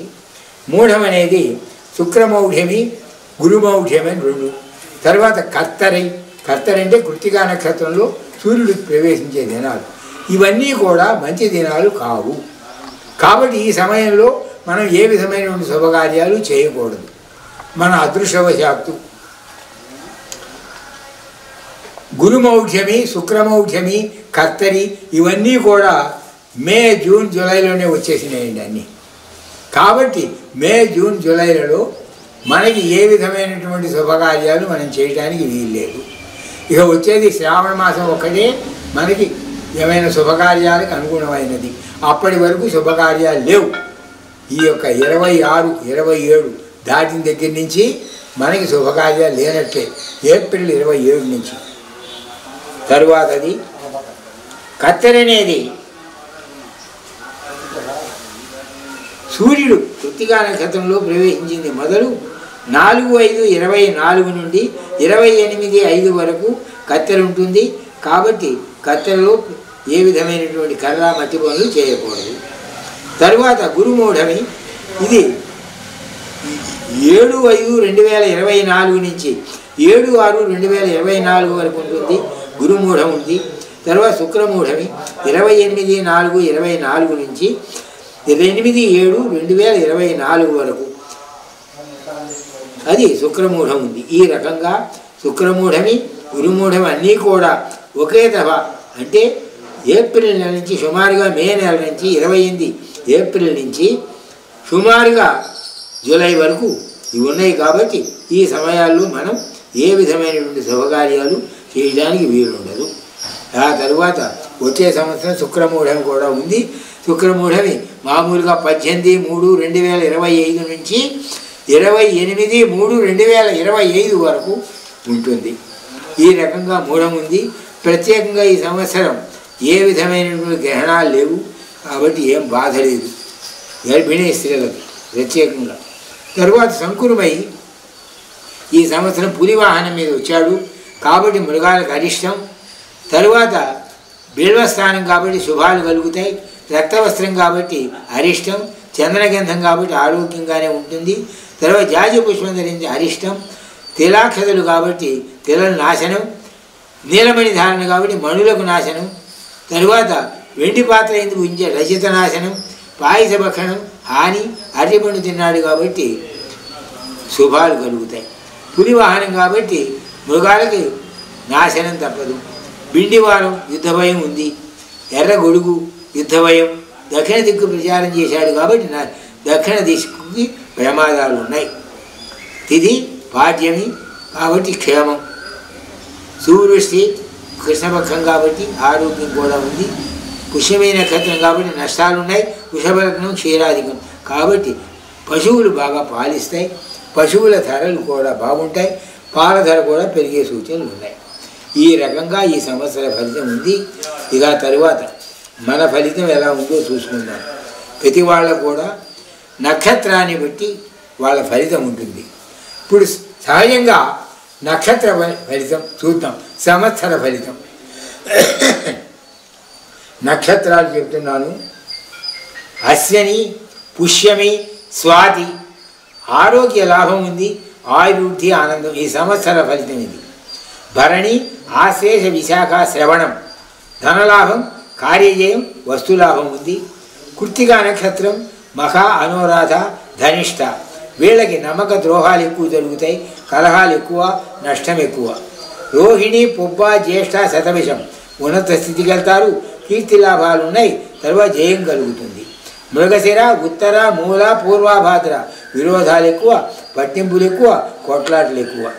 ఆరుద్ర, హస్త, పూర్వాషాఢ, ఉత్తరాభాద్ర వీళ్ళందరికీ అలంకార ప్రాప్తి, నూతన వస్తు ప్రాప్తి. అది తరువాతది పునర్వసు, చిత్త, ఉత్తరాషాఢ, రేవతి ఆరోగ్య భంగాలు, శస్త్రచికిత్సలు తప్పవు. ఇది సంవత్సర ఫలితం. అంటే దీని లెక్క ప్రకారం అశ్వని, పుష్యమి, స్వాతి, కృత్తిక, భరణి, ఆశ్లేష, విశాఖ, శ్రవణం వాళ్ళకి బాగున్నదండి. కృత్తిక, మఖ, అనురాధ, ధనిష్ట తరువాత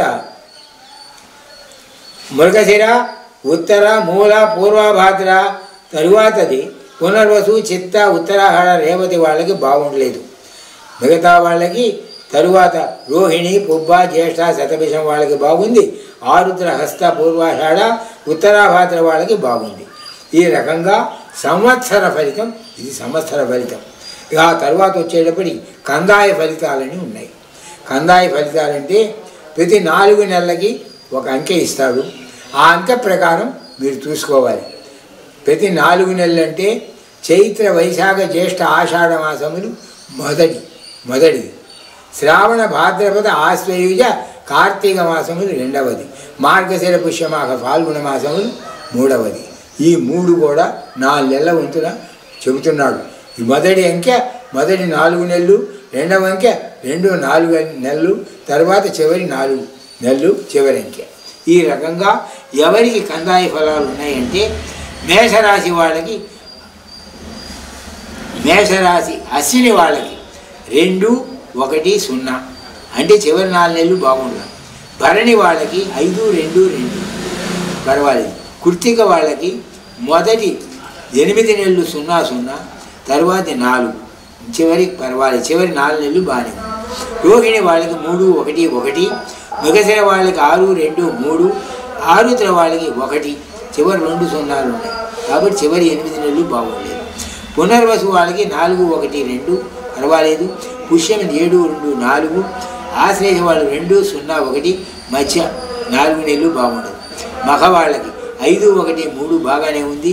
పుబ్బ వాళ్ళకి మొదటి 4 నెలలు బాగుండదు, చివరి 4 నెలలు 0, 2, 0 తర్వాత ఉత్తర వాళ్ళకి మధ్య 4 నెలలు బాగుండదు, 3, 0, 2 తర్వాత హస్త వాళ్ళకి 6, 1, 4 బాగానే ఉంది. చిత్త వాళ్ళకి 1, 2, 1 బాగానే ఉంది. స్వాతి వాళ్ళకి 4, 0, 3 మధ్యలో 4 నెలలు బాగుండదు. విశాఖ వాళ్ళకి 7, 1, 0 చివరి 4 నెలలు బాగుండదు. అనురాధ వాళ్ళకి 2, 2, 2 సామాన్యంగా ఉంది. జ్యేష్ఠ వాళ్ళకి మధ్య 0 కాబట్టి మధ్య 4 నెలలు బాగుండదు, 5, 0, 4 ఇక మూల వాళ్ళకి 0, 1, 1 మొదటి 4 నెలలు బాగుండదు. పూర్వాషాఢ వాళ్ళకి 3, 2, 3 ఉత్తరాషాఢ వాళ్ళకి 6, 0, 0 చివరి 8 నెలలు బాగుండదు. తర్వాత శ్రవణ నక్షత్రం వాళ్ళకి 1, 1, 4 ధనిష్ట వాళ్ళకి 4, 2, 2 శతభిషం వాళ్ళకి 7, 0, 1 0 మధ్య 4 నెలలు బాగుండదు. పూర్వభాద్ర వాళ్ళకి 2, 1, 3 ఉత్తరాభాద్ర వాళ్ళకి 5, 2, 0 చివరి 4 నెలలు బాగుండదు. రేవతి వాళ్ళకి మొదటి 8 నెలలు బాగుండదు, చివరి నెల పర్వాలేదు 4 నెలలు 0, 0, 2 ఈ రకంగా కందాయ ఫలాలు చెప్పారు. ఇక ఆదాయ వ్యయాలు రాజపూజ్యాలు ఎలా ఉన్నాయి. ఇక మేషరాశి వాళ్ళని తీసుకోండి. మేషరాశి అంటే అందరికీ తెలిసిందే. అశ్విని, భరణి, కృత్తిక పాదం మేషరాశి, కృత్తికలో మొదటి పాదం. వీళ్ళ యొక్క ఫలితం ఆదాయం 8, 14 వ్యయం, రాజపూజ్యాలు 4, 3 అవమానాలు ఈ రకంగా. తరువాత వృషభం వాళ్ళకి ఆదాయం 2, వ్యయం 8, రాజపూజ్యాలు 7, అవమానాలు 3. మిథునం వాళ్ళకి ఆదాయం 5, వ్యయం కూడా 5, తర్వాత రాజపూజ్యాలు 3, 6 అవమానాలు. కర్కాటకం వాళ్ళకి 14 ఆదాయం అండి, 2 మాత్రమే వ్యయం, తర్వాత 6 పూజ్యాలు 6 అవమానాలు. తరువాత వారికి సింహం 2 ఆదాయం 14 వ్యయం అండి. 2 రాజపూజ్యాలు 2 అవమానాలు. కన్య వాళ్ళకి 5 ఆదాయం 5 వ్యయం, 5 ఏమో రాజపూజ్యాలు 2 ఏమో అవమానాలు. తులవారికి 2 ఆదాయం 8 వ్యయం, తరువాత రాజపూజ్యాలు 1 అవమానాలు 5. వృశ్చికం వాళ్ళకి 8 ఆదాయం 14 వ్యయం, 4 రాజపూజ్యాలు 5 అవమానాలు. ధనస్సు వాళ్ళకి 11 ఆదాయం 5 వ్యయం, 7 రాజపూజ్యాలు 5 అవమానాలు. ఇక మకరం వాళ్ళకి 14 ఆదాయం 14 వ్యయం, 3 రాజపూజ్యాలు 1 మాత్రం అవమానం. కుంభం వాళ్ళకి 14 ఆదాయం 14 వ్యయం, 6 రాజపూజ్యాలు 1 మాత్రమే అవమానం. మీనం వాళ్ళకి 11 ఆదాయం 5 వ్యయం, తరువాత రాజపూజ్యాలు 2, 4 అవమానాలు. ఈ రకంగా ఈ సంవత్సర ఫలితమంతా ఉన్నది. ఇక మేషరాశి వాళ్ళ యొక్క ఫలితాలు చెబుతాం, ఎలా ఉన్నాయో, జాగ్రత్తగా ఎలా మసులుకోవాలి, ఎవళ్ళని ఎలా చూడాలి, ఇవన్నీ కూడా తెలిపేది మేషరాశి. మేషరాశి అశ్విని 1, 2, 3, 4 పాదములు, భరణి 1, 2, 3, 4 పాదములు, కృత్తిక 1వ పాదం. ఇది మేషరాశి యొక్క లక్షణం. ఇక మేషరాశి వాళ్ళు ఎలా ఉంటారంటే, ఈ రాశి వాళ్ళకి పర్వాలేదు, బాగానే ఉంది. ద్వితీయంలో గురుడు బాగానే ఉంటాడు, ఏమి ఆదాయానికి లోటు ఉండదు, ఉద్యోగస్తులకి స్థానచలనం తప్పదు. తరువాత నూతన సమస్యలు కొన్ని ఎదురయ్యే సమస్యలు ఉన్నాయి. అది మేషరాశి వాళ్ళకి. ఈ మేషరాశి వాళ్ళు ప్రధానంగా రాహువు వ్యతిరేకంగా ఉన్నాడు, అంటే రాహు 12 ఉన్నాడు కాబట్టి రాహు పూజ చేయాల్సిందే, రాహు జపం చేసుకోవాల్సిందే. కాబట్టి రాహు జపం ప్రధానమైంది. ఇక ఈ సంవత్సరం ఉద్యోగులకి బదిలీలు, ప్రమోషన్తో కూడిన బదిలీలు తప్పవు. రాజకీయ నాయకులకి శని బలం చాలా బాగుంది, శని బాగున్నది కాబట్టి పర్వాలేదు వాళ్ళకి. తర్వాత కళాకారులకు కూడా గురుబలం బాగుంది కాబట్టి వాళ్ళ జీవనం కూడా బాగానే ఉంటుంది. ఈ సంవత్సరం వ్యాపారులకి ఈ మేషరాశి వాళ్ళకి అనుకూలంగానే ఉంది, మంచి లాభాలే వస్తాయి. రైస్ మిల్లర్స్కి కూడా మంచి లాభం వస్తుంది. తర్వాత విద్యార్థులు కూడా గురుబలం బాగుంది కాబట్టి మంచి స్థితిలో ఉంటారు. తరువాత వ్యాపారస్తులకి బాగానే ఉంటుంది. ఈ సంవత్సరం వ్యవసాయదారులకి 2 పంటలు పండుతాయి. రాహు ప్రభావం చేత పంటలు పండుతాయి కానీ రాబడి మాత్రం కొద్దిగా తగ్గుతుంది, అధిక ధన వ్యయం ఉంటుంది, రుణాలు చేయవలసి వస్తుంది. రొయ్యలు, చెరువులు వారికి మాత్రం దిగుబడి బాగానే ఉంటుంది. ఇది ఈ మేషరాశి యొక్క ఫలితం. ఇక తరువాత వృషభ రాశి అండి. వృషభ రాశి యొక్క ఫలితం, మేషరాశి వాళ్ళు రాహు జపం చేసుకోవాల్సిందేనండి, రాహు పూజ తప్పకుండా చేసుకోవాల్సిందే. ఇక ఆ తర్వాత వృషభ రాశి వారు కృత్తిక 2, 3, 4 పాదములు, రోహిణి 1, 2, 3, 4 పాదములు, మగశిర 1, 2 పాదముల వారు వృషభ రాశి వారి కింద లెక్క. తరువాత లగ్న గురువుడు, అంటే జన్మలో గురువు ఉన్నాడు, అందువలన కొంత ఆటంకం ఉన్నా కూడా మిగతావన్నీ కూడా ఫలితం బాగానే ఉంది కాబట్టి ఉన్నస్థితికి వెళ్ళే పరిస్థితి ఉంది. గురుబలం మాత్రం కొద్దిగా తక్కువ వేళకి. స్త్రీలకు కూడా మహోన్నతమైనటువంటి విషయమే. తరువాత ఈ రాశి వాళ్ళకి రాహుకేతువులు శుభం. గురుడు జన్మలో ఉన్నాడు కాబట్టి కొద్ది అశుభుడు, తర్వాత శని కూడా శుభుడే.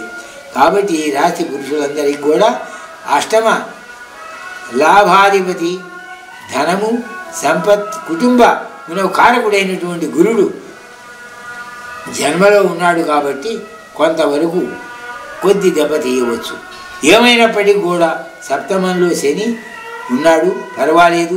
ఈ గ్రహ సముదాయం వల్ల జీవితంలో ఎంత తగినటువంటి మంచి శుభాశుభాలు జరుగుతూనే ఉంటాయి, మంచి విలువ ఉంది. తరువాత ఉద్యోగస్తులకి యోగకారక గ్రహం, విదేశాల్లో కూడా ఉద్యోగాలు లభించే యోగ్యత ఉంది. రాజకీయ నాయకులకు అనుకూలంగానే ఉంది. తరువాతది కళాకారులకి పర్వాలేదు. ఇక ఈ సంవత్సరం అన్ని రకాల వ్యాపారాలు బాగానే ఉంటాయి ఎవరికి, వృషభ రాశి వారికి. ఇక ఆ తరువాత విద్యార్థులకు సామాన్య ఫలితాలు మాత్రమే ఉంటాయి. ఎందుకంటే జన్మ గురుడు అంత బాగా చేయలేడు విద్యార్థులకు. ఈ సంవత్సరం శని వలన 2 పంటల దిగుబడి బాగానే ఉంటుంది. అయినా కూడా ఆశించినంత ఆదాయం వృషభ రాశి వాళ్ళకి రాదు, వ్యవసాయదారుల సంగతి. ఏమైనప్పటికీ కూడా పౌల్ట్రీ వాళ్ళకి కొద్దిగా మెరుగ్గానే ఉంటుంది. అంత నష్టం మాత్రం ఉండదు. గుర్తుపెట్టు. ఈ సంవత్సరం స్త్రీలకు అనుకూలంగానే ఉంటుంది, భార్యాభర్తల మధ్య ఉల్లాసంగానే ఉంటుంది. ఇది వృషభ రాశి యొక్క ఫలితం. కాబట్టి ప్రధానంగా వీళ్ళు గురువారం అంటే గురువుని ఆరాధించాలి.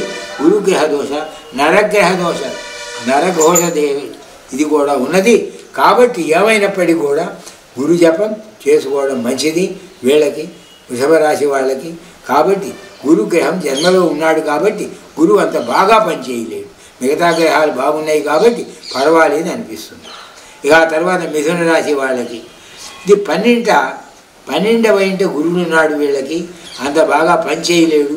తర్వాత విద్యార్థులకి విదేశీ కలిసి వచ్చే సూచనలు ఉన్నాయి. ఏమైనప్పటికీ కూడా అనుకూలమైన సమయం అనే చెప్పవచ్చు. ఇక తరువాత రాహుకేతువులు వీళ్ళిద్దరూ కూడా శుభులుగానే ఉన్నారు. గురుడు మాత్రం అంత శుభుడు కాదు. ఎందుకంటే ద్వాదశంలో ఉన్నాడు కాబట్టి గురు పూజ చేసుకోవాల్సిందే వీళ్ళు. తరువాతది ఈ రాశి వారికి మంచి ఆదాయం ఉంది. ఏం పనిపెట్టినా కూడా విజయం కలుస్తుంది. తర్వాత శని బలం వల్ల రాజకీయ నాయకులకు కూడా మంచి ఫలితం లభిస్తుంది. ఉద్యోగులకు అనుకూలమైనటువంటి ఫలితమే కలుగుతుంది. వాహన లాభం కలుగుతుంది. ఈ సంవత్సరం కళాకారులకు కూడా మధ్యస్థంగా ఉంటుంది. విద్యార్థుల జ్ఞాపక శక్తి మాత్రం తగ్గుతుంది. వాళ్ళు అనుకున్న చోటికి యథార్థంగా ర్యాంకులు పొందలేరు. ఈ సంవత్సరం అన్ని రకాలైనటువంటి వ్యాపారాలకి యోగకాలమే, వ్యాపారస్తులకి కలిసి వచ్చే కాలమే. తర్వాత వ్యవసాయదారులకు అనుకూలమైన సంవత్సరమే. 2 పంటలు కూడా విశేషంగా పండుతాయి. ఎవరి మిథున రాశి వాళ్ళకి ఈ సంవత్సరం ఎక్కువ లాభాలు పొందగలరు. స్త్రీలకి మంచి గౌరవం ఉంది. కుటుంబ సంఘంలో కూడా ఉన్నత స్థితి పొందగలరు. ఉద్యోగం చేయు వారికి పదోన్నతులు ఉన్నాయి. గర్భిణీ స్త్రీలకు పుత్ర సంతానం ఖచ్చితంగా జరుగుతుంది. ఏ యొక్క సామర్థ్యం గ్రహబలం తోడగుడి చేత మీరు ఎదురు లేకుండానే ఉంటుంది. ఆడవాళ్ళ ప్రయోజనం ఇది.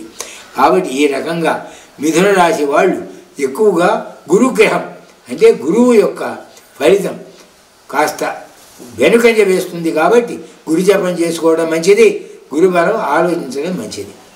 తరువాత గురువుకి దానాలు అవి ఇవ్వడం మంచిది. ఇక కర్కాటక రాశి వారు ఇది అష్టమ శని ఒక్కటే వీళ్ళకి వ్యతిరేకంగా ఉంది. మిగతావన్నీ కూడా బాగానే ఉన్నాయి. కాబట్టి అష్టమ శని అంత బాగా పనిచేయలేడు, వ్యతిరేకంగా పనిచేయలేడు, పర్వాలేదు అనిపిస్తుంది. అష్టమ శని ఉన్నా కూడా ఉద్యోగస్తులకు ప్రమోషన్లు వస్తాయి. తరువాత పురుషాదులకి ధనము, విద్య, సంపత్తు, బుద్ధి, సంతానం అన్నీ కూడా ఎక్కువగానే జరుగుతాయి. భూగృహాదులు కొనడం ఇవన్నీ కూడా బాగానే ఉంటాయి. ఉద్యోగులకి మంచి యోగదాయక కాలమే. రాజకీయ నాయకులకు కూడా మంచి కాలమే, పర్వాలేదు. తరువాతది ఇక కళాకారులకు కూడా మంచి కాలమే. తర్వాత క్రీడాకారులకి లాభదాయకమైన కాలమే. విద్యార్థులు గురుబలం వలన రాణింపు తప్పకుండా జరుగుతుంది. వ్యవసాయదారులకి 2 పంటలు బాగా పండుతాయి. చేపలు, రొయ్యలు ఇటువంటి వాళ్ళకి మాత్రం ఆదాయం బాగా లభిస్తుంది. గురుబలం వల్ల పట్టిందల్లా బంగారం అన్నట్లు ఉంటుంది. సరైన అవగాహనతో చేసుకోవాలి ప్రతి విషయం కూడా. గర్భిణీ స్త్రీలకి శస్త్రచికిత్స ద్వారా డెలివరీ అవుతుంది. పుత్ర సంతాన ప్రాప్తి కలుగుతుంది. వివాహం కాని స్త్రీలకి తప్పకుండా కర్కాటక రాశి అయితే మాత్రం తప్పకుండా వివాహం ఈ సంవత్సరం జరుగుతుంది. ఇది కర్కాటక రాశి యొక్క ఫలితం. రాహు బలం బాగా లేదండి. అంటే రాహువు బాగా అష్టమంలో ఉన్నాడు, బాగా లేదు. అందుచేత కాస్త రాహువుని పూజిస్తే మాత్రం వీళ్ళకి మాత్రం మంచి ఫలితాలు కలుగుతాయి. వీళ్ళకేం పర్వాలేదు, ఉద్యోగులకు అనుకూలంగానే ఉంటుంది. రాజకీయ నాయకులకి మాత్రం గడ్డు కాలం అనే చెప్పాలి సింహరాశి వాళ్ళకి. కళాకారులకి పర్వాలేదు, అనుకూలంగానే ఉంటుంది. వ్యాపారులకు ఇటువంటి కాకుండా మిశ్రమంగా ఉంటుంది. విద్యార్థులకు అనుకూలమైన కాలమే. వ్యవసాయదారులకు మొదటి పంట కంటే 2వ పంట అధికంగా కలుగుతుంది. అది మా సింహరాశి వాళ్ళకి రాహు జపం చేసుకోవాలి. వీళ్ళు ఎక్కువగా రాహుని ఆరాధిస్తే మంచి ఫలితాలు పొందుతారు. ఇక ఆ తరువాతది కన్యారాశి వాళ్ళు. కన్యారాశి వాళ్ళకి పర్వాలేదు, ఈ సంవత్సరం బాగానే ఉంది. గురు భాగ్యంలో సంచరిస్తున్నాడు. 6 బలీయంగానే ఉంది. స్త్రీ పురుషాదులకు మిశ్రమ ఫలితంగానే ఉంటుంది. గుప్త శత్రు బాధలు ఎక్కువగా ఉంటాయి. ప్రయాణాలు ఒత్తిడి ఎక్కువగా ఉంటుంది. ఉద్యోగులకు మిశ్రమ ఫలితాలు ఉంటాయి. కొన్ని డిపార్ట్మెంట్ల వారికి బాగుండదు కూడాను. రాజకీయ నాయకులు శని బలం వలన రాణింపు బాగుంటుంది. వీళ్ళకి శని బలం ఎక్కువగా ఉంది. కళాకారులకి గురుబలం కారణంగా రాణింపు ఉంది. తరువాతది వ్యాపారస్తులకి బాగానే ఉంటుంది. విద్యార్థులు గురుబలం కారణంగా బాగానే చదువు వస్తుంది. వ్యవసాయ రంగంలో మొదటి పంట కంటే రెండవ పంట బలిష్టంగా ఉంటుంది వాళ్ళకి. అది ఈ సమయం. స్త్రీల గురుబలం 9 సంచారం వల్ల మంచి సంచారమే జరుగుతుంది. ఏం బాధ లేదు. వీళ్ళకి అన్ని విధాలు కూడా కలిసి వచ్చే కాలమే. గురుబలం బాగా ఉంది. వీళ్ళకి ప్రత్యేకంగా చెప్పాలంటే 7, 8, 9, 6 కాబట్టి రాహుబలం అంత బాగా లేదు. కాబట్టి వీళ్ళు కూడా రాహువుని పూజించడం మంచిది. తరువాత రాహువుని కనుక అర్చిస్తే చాలా వరకు వచ్చేస్తుంది. మిగతా వాళ్ళంతా కూడా శుభులే. ఇక తరువాత వచ్చేటప్పటికీ ఇక తులారాశి వాళ్ళు. తులారాశి వాళ్ళకి అష్టమ గురుడండి. 8 గురుడు ఉన్నాడు కాబట్టి వీళ్ళు ఏం చేసినా కూడా లాభించరు. యథార్థంగా ఎంత తంటాలు పడ్డా కూడా లాభించదు. కాబట్టి గురుగ్రహం బాగా లేదు. వీళ్ళు ప్రత్యేకంగా గురువుని ఆరాధిస్తే మంచి ఫలితాలు పొందగలరు. రాహు శుభుడే. తరువాత ద్వాదశంలో కేతువు మాత్రం అంత మంచివాడు కాదు. కాబట్టి గురుబలం లేదు, కేతు బలం లేదు వీళ్ళకి. కోర్టు వ్యవహారాలు కూడా సాధ్యమైనంత వరకు ఎదురుగానే అంటే విరోధస్తులకే ఫలితం ఎక్కువగా ఉంటుంది. రాజకీయ నాయకులకి మహోన్నతకాలంగానే ఉంటుంది. ప్రజల్లో మంచి గౌరవం ఉంటుంది. తరువాత గురుబలం లేనందువలన మిశ్రమ ఫలితాలు ఈ సంవత్సరం టీవీ వాళ్ళకి వాళ్ళందరికీ కూడా మిశ్రమ ఫలితాలు. ఎవరు? తులారాశి వాళ్ళకి. తరువాత అన్ని రకముల వ్యాపార సంస్థలు బాగానే ఉంటాయి. ఇక విద్యార్థులు జ్ఞాపక శక్తి తగ్గుతుంది. వీళ్ళకంత బాగా ర్యాంకులు వచ్చే సూచనలు లేవు. వ్యవసాయదారులకు 2 పంటలు బాగా లభిస్తాయి. పంట దిగుబడి కూడా బాగుంటుంది. ఈ సంవత్సరం గ్రహబలం బాగున్నది కాబట్టి స్త్రీలకు శని రాహుబలం చేత వాళ్ళు ఎంత పనైనా చేయగలరు. వీళ్ళు ఏమైనప్పటికీ కూడా గురు జపం చేసుకుంటే మంచిది. ఇది తులారాశి వారికి. ఇక వృశ్చిక రాశి వారికి పర్వాలేదు. గురుడు ఈ సంవత్సరం బాగానే ఉంటాడు సప్తమంలో. తరువాత అర్ధాష్టమంలో శని ఉన్నాడు. గురు రాహుకేతువులు ఇద్దరు కూడా శుభులే కాబట్టి వృశ్చిక రాశి కూడా ఫలితం బాగానే ఉంటుంది. తరువాత ఏలినాటి శని ప్రభావం మాత్రం కొద్దిగా వీళ్ళ మీద ఉంటుంది. కాబట్టి జాగ్రత్తగా ఉండాలి. ఉద్యోగులు గ్రహ సంచారం బాగానే ఉంది. రాజకీయ నాయకులకు కూడా గురుబలం బాగుంది కాబట్టి పర్వాలేదు. కళాకారులకు కూడా అనుకూలమైన కాలమే. వ్యాపారస్తులకి అన్ని రకాల పంటలు బాగానే ఉంటాయి. వ్యాపారం బాగానే సాగుతుంది. విద్యార్థులకు అనుకూల సమయమనే చెప్పాలి. వ్యవసాయదారులకు మొదటి పంట కంట రెండో పంట బాగా పండుతుంది. ఇది వృశ్చిక రాశి వాళ్ళ ఫలితాలు. ఈ రకంగా రాశి పురుషాది వల్లకు గురుబలం చేత జీవన సౌఖ్యం కలుగుతుంది. వీళ్ళకి ప్రధానంగా శని చతుర్థంలో ఉన్నాడు కాబట్టి శనికి పూజ చేసుకుంటే ఇంకా మంచి ఫలితాలు కలుగుతాయి. ఇక ధనుర్రాశి వాళ్ళు. ధనుర్రాశి పర్వాలేదు. కిందటి సంవత్సరం చాలా బాగుందని చెప్పాను. ఈ సంవత్సరం కూడా పర్వాలేదు అనిపిస్తుంది. ఏం బాధలు ఉండవు. తరువాత ఈ సంవత్సరం గురుడు శుభుడే. తరువాతది శని శుభుడే. రాహు అర్ధాష్టమం అంటే 4 ఉన్నాడు. కాబట్టి ఈ సంవత్సరం రాహువుకి వాళ్ళు జపం చేసుకోవాలి. రాహువు కొంత శాంతి చేయించుకోవాలి ధనురాశి వాళ్ళు. ఈ రకంగా తరువాతది రాహుకేతువులు కూడా మంచివాళ్ళు. కాబట్టి ఈ యొక్క ధనురాశి వాళ్ళు కిందటి సంవత్సరం కన్నా కూడా కొద్దిగా తగ్గినా రాహు జపం చేసుకుంటే మొత్తం మీద మంచి ఫలితాలు పొందగలరు. ఈ రకం. ఇక తరువాతది మకర రాశి వాళ్ళు చాలా వరకు ఏనాడు శని ప్రభావం తగ్గింది. చివరి దశలో ఉంది. వీళ్ళకి అన్ని విధాలా కూడా మంచి కాలమే. తరువాత గురుడు 5 ఉన్నాడు. తరువాత మంచివాడేను. తరువాత శని మాత్రం ఏనాడు శని చివరి దశలో ఉంది. రాహుకేతువులు శుభులే కాబట్టి మకర రాశి వాళ్ళకి ఇద్దరు ఉన్నటువంటి బాధలన్నీ కూడా తొలగిపోయి శుభాలు కలుగుతాయి. వీళ్ళకి గ్యారెంటీగా అనుమానం లేకుండా ప్రతి వాళ్ళకు కూడా. ఇక ఆ తరువాత శని కాస్త జపం చేసుకుంటే ఇంకా మంచి ఫలితాలు పొందగలరు. వీరి రాశి. ఇక పురుషులకి రాజకీయ నాయకులకి శని బలం తగ్గింది కాబట్టి వీళ్ళకి శని బలం బాగా ఉంది కాబట్టి ఈ మకర రాశి వాళ్ళకి ఏం బాధ లేదు. దీనివలన బాగా తిరుగు లేకుండానే ఉంటుంది. తరువాత వీళ్ళకి గత సంవత్సరం లాగానే ఈ సంవత్సరం కూడా ఉంటుంది. కళాకారులకి మంచి యోగిదాయకమైన కాలకం. వ్యాపారస్తులకి శని బలం వల్ల చాలా బాగుంటుంది. విద్యార్థులు గురువుల కారణంగా చదువుపై శ్రద్ధ పెరుగుతుంది.